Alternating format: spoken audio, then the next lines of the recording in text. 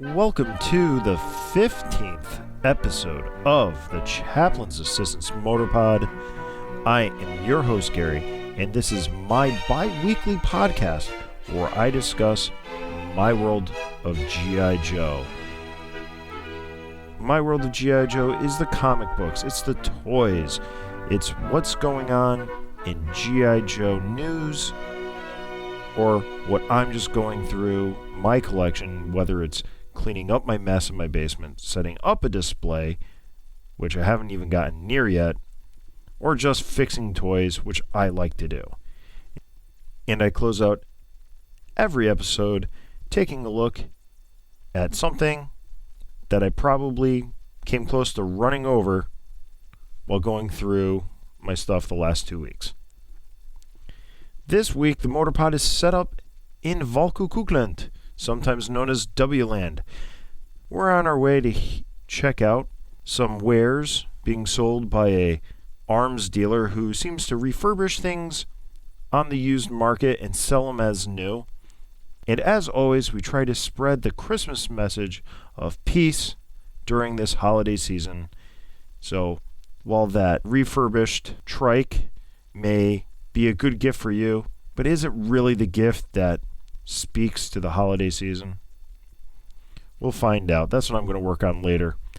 But for now, let's talk about what's going on in the comic books.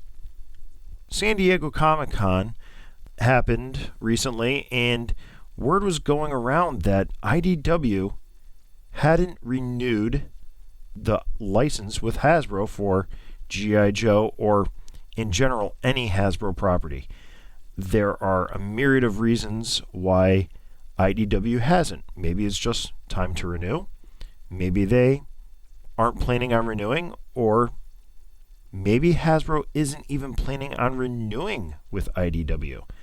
This came across, if you remember, in the mid-aughts, about 2007, when Devil's Due was getting ready to finish up a 12-part, well, actually, they were getting ready to start the 12-part World War III storyline when Hasbro chose not to renew the license with Devil's Due. Hasbro did allow Devil's Due to finish the storyline before moving it to IDW, but here's a case where Hasbro's decided to not renew a license. That could be going on here. IDW could, not be able to afford the license. There were some really good insights or speculation on the Anything Joe's podcast, and those guys really hashed it out really much better than I'm going to do by myself here. So if you really want to know more about the ins and outs of licensing, I would suggest you check out one of their recent episodes. It was actually really informative, and it was very fair and non-biased while looking at it. My opinion is, if IDW is going to lose the G.I. Joe license, much less all Hasbro licenses, that's going to be sad for me. I think IDW has given Larry Hama the chance to do another 145 issues of A Real American Hero and some side stories as well. And it's been really good because it really speaks to the nostalgia, and it has kept the universe moving forward. But it's also a double-edged sword there, whereas when Devil's Due had it, they chose to carry the storyline without Larry Hama, and of course that became the disavowed side. But it's kind of like, to pardon the analogy, is think about Stan Lee and Marvel in the 1960s. He created, Daredevil, my favorite, Spider-Man, the Fantastic Four, the Hulk, Iron Man, he didn't create Captain America, but he did reintroduce him. But as Stan Lee was writing, eventually he moved on to other projects, which allowed other characters to move in. We've been very spoiled by Larry with IDW, and we are told that IDW is planning on getting to 300, the magic number, and it would be really sad if we didn't get that from Mr. Hama. If another company takes over, will we see another Hama? I think it's highly doubtful at this point. Would I like to see another writer take over the continuity? Yes, but with the caveat, that I think it should be Mr. Hama's choice to decide that he's done rather than have it taken away from him. That's really my thoughts on that. There's a myriad of reasons why IDW still has the license hanging out, but nobody has really been privy to why. So there is that. But in the meantime, IDW did publish issue 288 of A Real American Hero, and it centers around Falcon, Vincent Falcone. And again, it's one of these spotlight issues where I'll gush and say about how Hama really shines in these, and I'll also mention about the editorial decision to make the connecting cover A rather than cover B. And to start off with, the cover B, which is what I'm really going to talk about, was done by Kubar Baal. I hope I'm pronouncing that right. It's Baal. It's a beautiful, almost pin-up shot of Falcon with his shotgun, pistol grip, pump action, with a modern helicopter in behind. I want to say it looks like a AH-64 Apache, but a modern or updated version of that. So it doesn't look, it looks like an Apache or in the Apache style, but it's not an Apache. There's also a retailer incentive cover by John Royal, which is an homage to a cosplay photo shoot of 3D Joe's Carson Metaxas. 3D Joe's a great website that I use for researching as I'm fixing vehicles. He probably has the best scans available online for blueprints.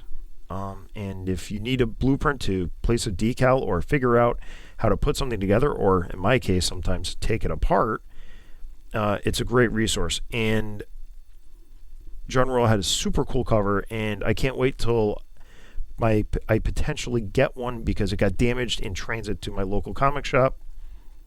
I would be really, really happy to get that. And maybe I might even have to go on eBay and get that.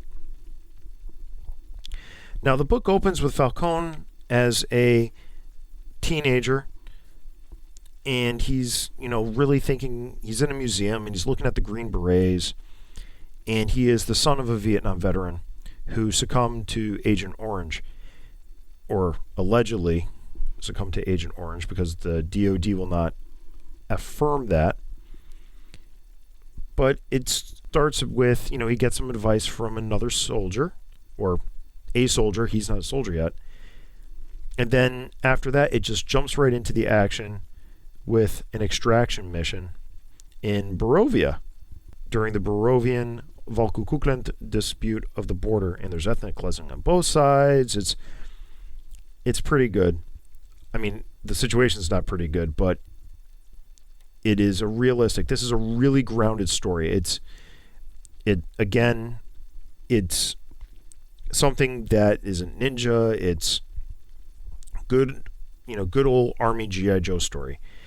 And immediately you're brought into the hostage situation that Falcon is going to attempt the rescue. And two of the three prisoners, if you recognize their last names, it's Law and Fast Draw. And there's also Order, the dog, the German Shepherd. It's you immediately recognize them. And the other neat thing is they actually use in the book Law's correct file card last name. Last time we saw Law was about 10 issues ago in 278, and they used Kirk Bazigian's last name as for Law. However, in this issue, and they used Law's correct last name from the file card, Levine. That's kind of an inconsistency there. I'm glad they fixed it. Maybe there's a way I can no prize my way out of the situation, but I'm just happy that editorial made sure it was right on this issue for Law and Order. I think consistency is key with a book. That's why editorial's there. Editorial is there to help the writer because it is a team effort making a book, and the editor is essentially the captain or maybe the manager of the team. the Bolivian military is going to execute the 3 prisoners, and that's Law and Order. Well, that counts as one because they are going to execute Order as well. They're going to execute Fast Draw. They're going to execute another unnamed hostage. And they execute the unnamed hostage, who, really is just there to prove the point that the Bolivian side is nasty and they're not taking names. They're not holding prisoners. When Falcon jumps into the rescue in an absolutely badass way. And then the rest of the issue is them escaping E&E, escape and evade. They're using an eight-wheel ATV. And it's kind of like the 6-wheel ATV we saw in Special Missions when Michael Golden drew the October Guard. And the Bolivians chase him with a hind. Pretty, tense right out. And it's really paced really well with good banter. And there's a little bit of believability, a little bit of suspension of disbelief. It works.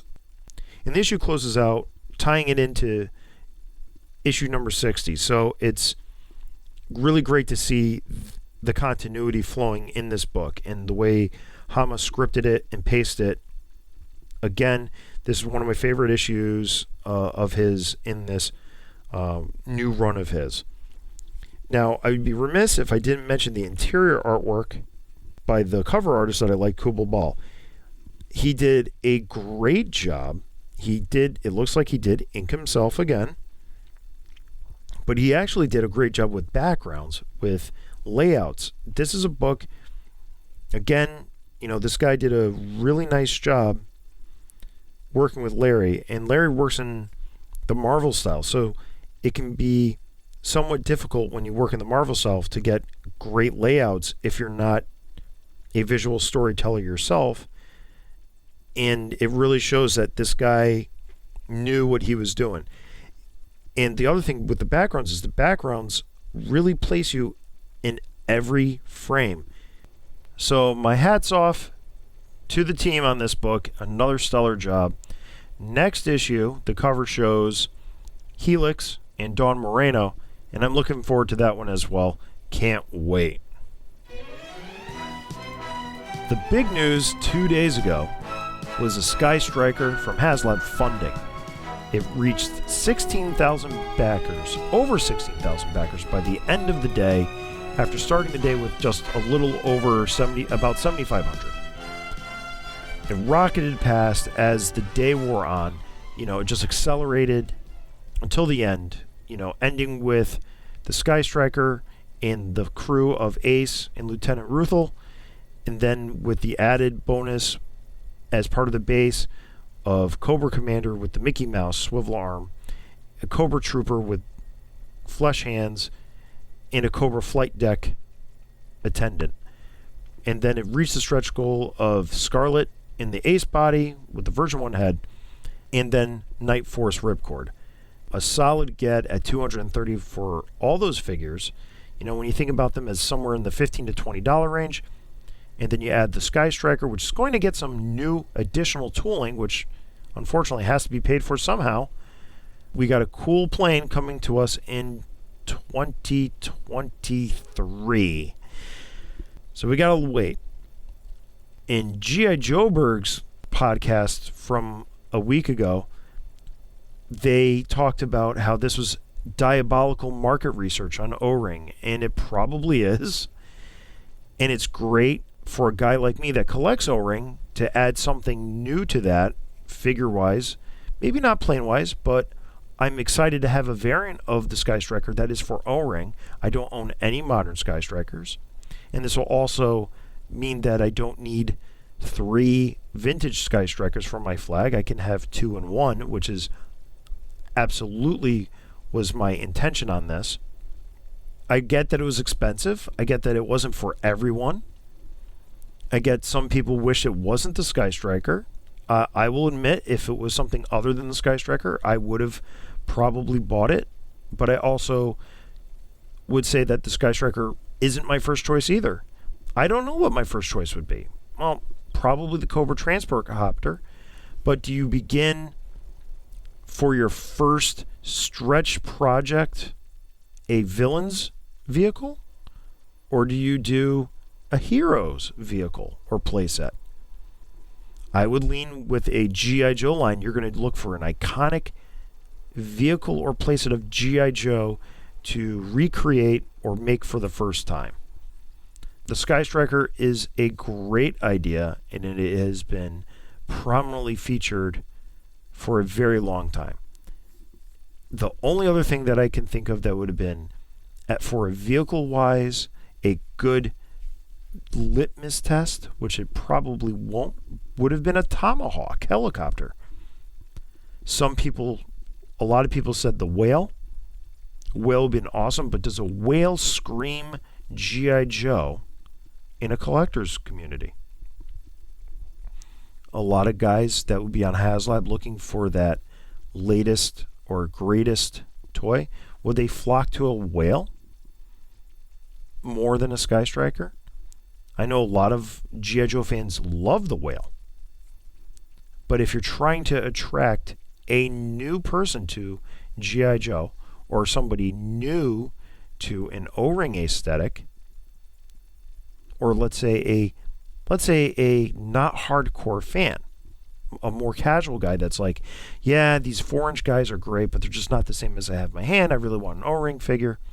What are they going to gravitate towards? And I would say right now, for a first project, I think the Skystriker was probably the smartest choice. Now, flip side, I said a word there too, collector. Now, one thing I want to talk about is, for the most part, this was marketed as a collector toy. Not a toy, a collector's toy. It's on Hasbro Pulse. A Hasbro Pulse is a website for collectors. In Listenerland, is anybody's children going to Hasbro Pulse looking for the latest toy? These kids these days don't have the catalogs coming in. They're going on websites. They're looking at what is the newest thing for them to get. They're also attracted to, on TV or in YouTube ads, what is displayed to them on stuff like that. I see this firsthand with my son. My son was not exposed to the Skystriker in one way, shape, or form, even though I have 3 of them in my basement and they've come up and down a few times. He has no interest. It's not ingrained in him. He has watched the G.I. Joe show a couple times. He generally fidgets around after about 15 minutes and goes back to his iPad, but it's not there for him. It's not there for him as a kid. Not like it was for me. I was 5 years old and 6 years old when it aired before school for me in syndication, and that made me want G.I. Joe that more. But G.I. Joe right now is a collector's toy, not so much a children's toy, even though they advertise on the box it's suitable for ages 4 and up, which it probably is. I wouldn't doubt him for doing that. But at that point, it's still a collector's toy or a generational toy, where the bulk of the marketing of selling the toy to the kids is left in the hands of the parents. Some things should be left in the hands of parents. Getting kids to play with toys, with physical toys, not on an iPad, not in a video game, but a toy. You got to have the marketing guys or the marketing people doing their job to get those toys, because the IP of G.I. Joe rests in the hands of who's handling these toys or other materials. The comic book that I love so much really was just another way to sell you on toys. And it absolutely worked on me when I grew older. In a long story short, I am happy for the Haslab. Happy for the collectors that are in the Haslab. I'm happy for the collectors who have children that are into G.I. Joe for the Haslab. And hopefully other collectors as well that will try to introduce these more durable, not fragile, and aged out plastic figures to their children.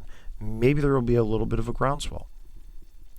But for me, my growing concern is, because I enjoy G.I. Joe so much, and I enjoy what it has given to me through writers that gave these characters life, like on the cartoon of Flint Dille and Ron Friedman and Chuck Dixon, to, the comic book, of Larry Hama, and Josh Blaylock and Herb Trimpe and all these other guys that have added more to the lore.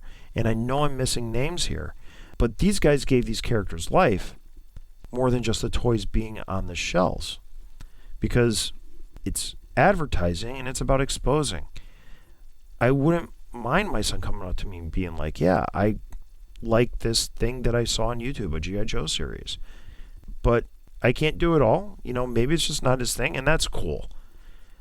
Anyway, I'm going to have a new Skystriker in a little over a year, and I'm going to be happy.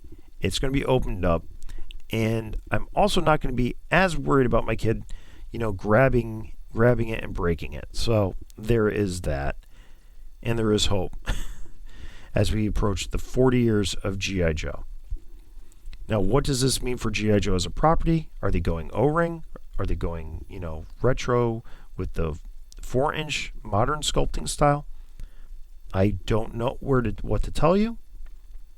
I think it would be silly if they just left G.I. Joe alone with O-ring. I think it's kind of weird if they split it up with different scales of the 3 3/4 and 4-inch modern. I am enjoying some of the 4-inch modern. The new Stalker and Grunt are absolutely fantastic. And you also have the Classified series, which appeals to a lot more people. But I am happy that O-ring is coming back.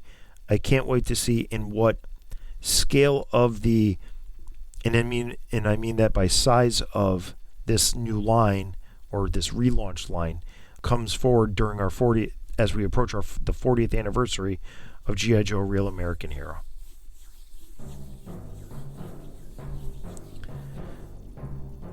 The past couple weeks in my little world, I've gone through my storage again, and I had a couple good days in there getting things sorted out where I can start seeing the light at the end of the tunnel, where I've got a whole bunch of things sorted out, and I've found things that I didn't know I had. And one of the things that I pulled out of storage was the 1989 Cobra Python Conquest. Now, the Conquest we know from 1986 was a G.I. Joe vehicle helmed by Slipstream. And one thing about that was it's gotten some good reuse over the years. And the first reuse it was 1989's Python Conquest. The Python Conquest was loosely based on the Northrop Grumman X-29. And the X-29 was designed as that forward-swept wing, and it did have some inherent problems with that. Now, with an airplane, and the whole forward-swept thing was about moving this point of lift further to the rear of the airplane in the experiment of improving maneuverability. Because one of the things, as if you've read the comic books, that can win dogfights is a tight turning radius. And it's kind of like a car. For better handling, if you're driving a car, a better example would be in a car. Like, think of a Jaguar XKE or a Shelby Cobra, where as a driver you sit pretty close actually to the rear wheels, whereas the front engine is between you and the front steering. And it gives you this degree of maneuverability in tight turning that allows you to, get in and out of tight situations. So the premise on this is applied to an airplane. However, an airplane has one thing to worry about that a car doesn't. And that is a car is suspended by lift. Where a car is on all four tires, which distributes the load, the wings distribute the load to the airframe. So the easiest way for me to explain that would be, grab a ruler. Unless you're driving a car, don't grab a ruler. Just listen along. Maybe when you get to work or home, find a 12-inch ruler and you can do that. But when you pick up a ruler in the center and twist your wrist, it moves very easily. Now move your hand down to one end, like grab it between 11 and 12 inches and start whipping it around.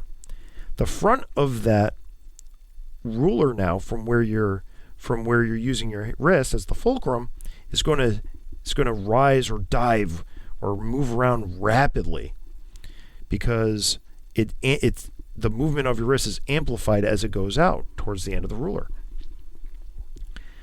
But then also notice that as you do that, especially, and it also works better with let's say a yardstick, is you notice that it's harder to move it from one end than if your hand's in the center, because you're grabbing the body of your ruler in the center, right?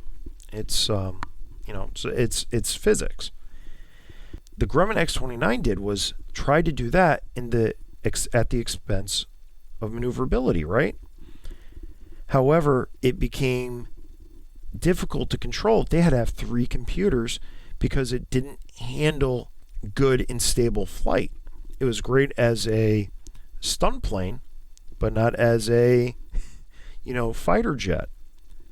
That lends credence to the Conquest's design, and it's a great example of G.I. Joe trying to be ahead of the curve of the military by a few years. I chose the Python Conquest because it's the one that I bumped into in my storage unit. I had 2 of them, and one of them was both of them were actually absolutely gorgeous.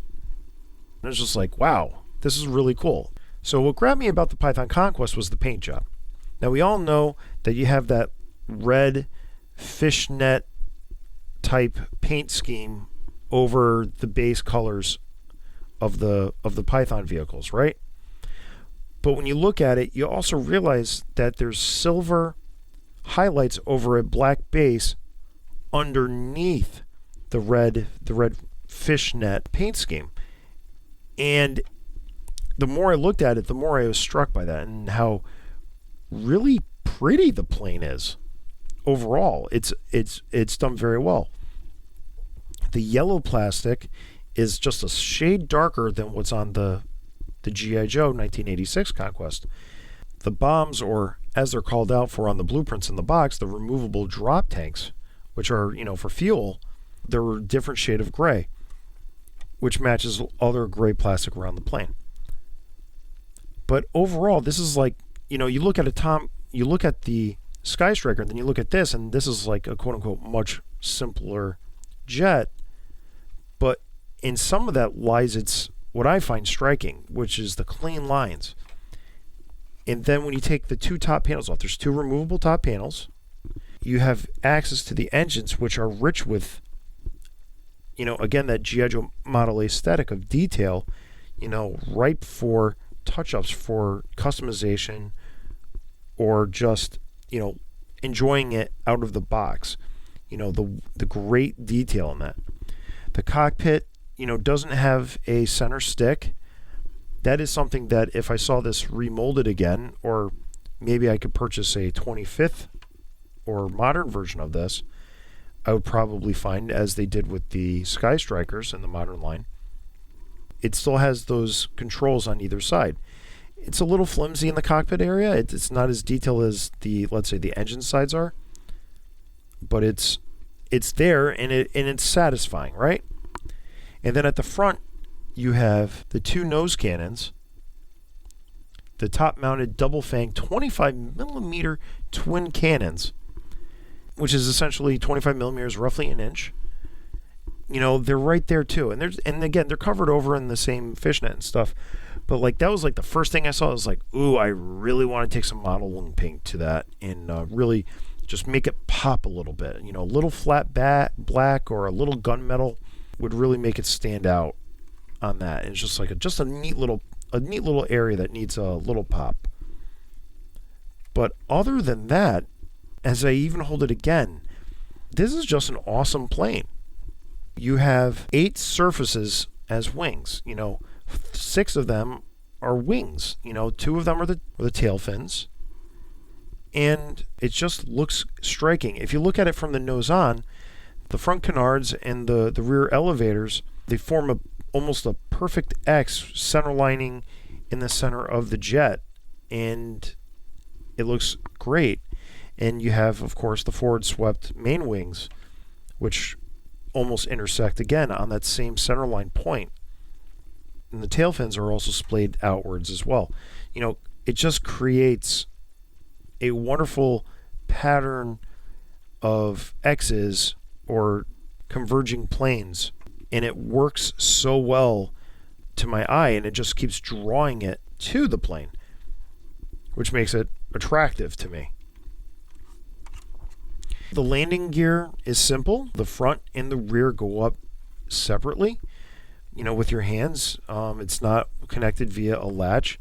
So in that simplicity, there is, no lever sticking out like in a Skystriker, or extended tab as the Night Raven or the Phantom.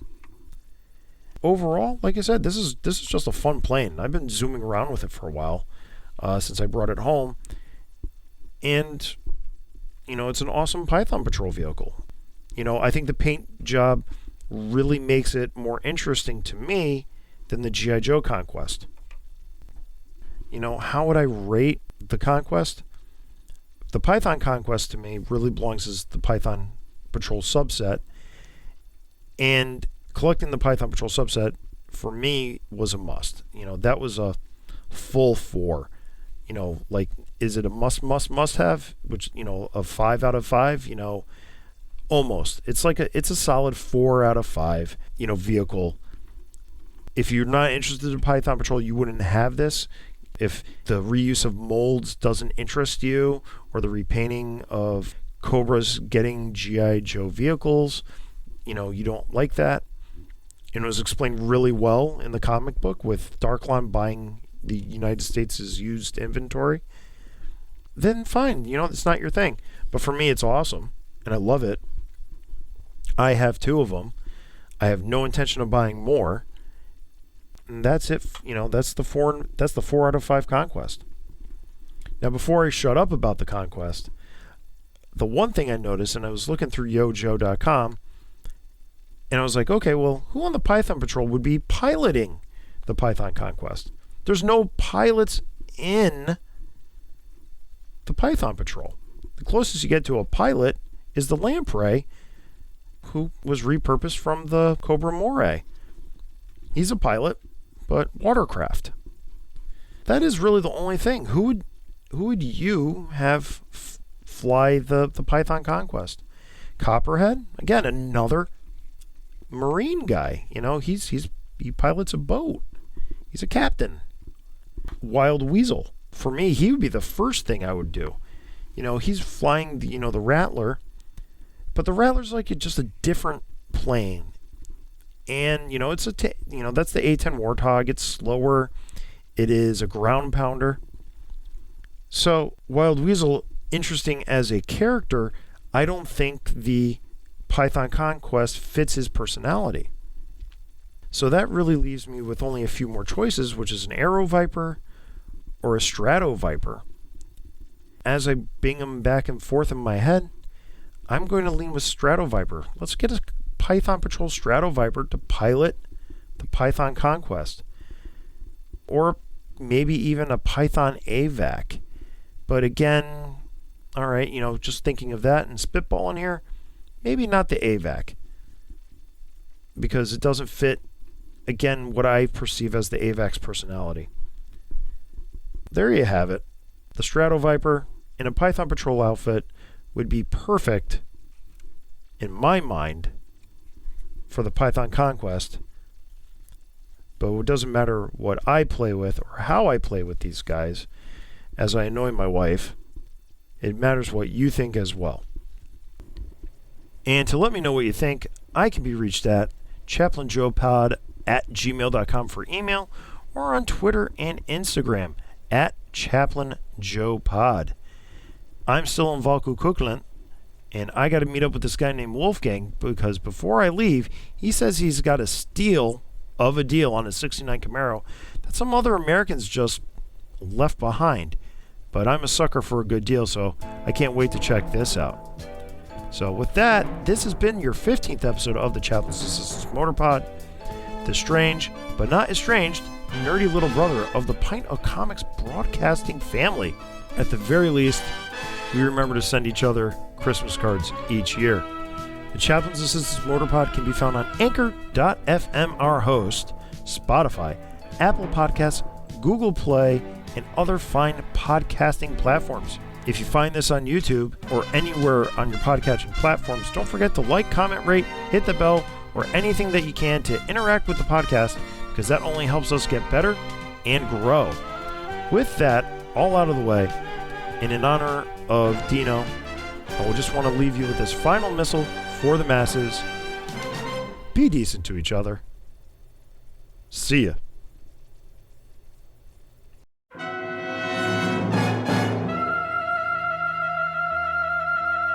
Yeah, what to do.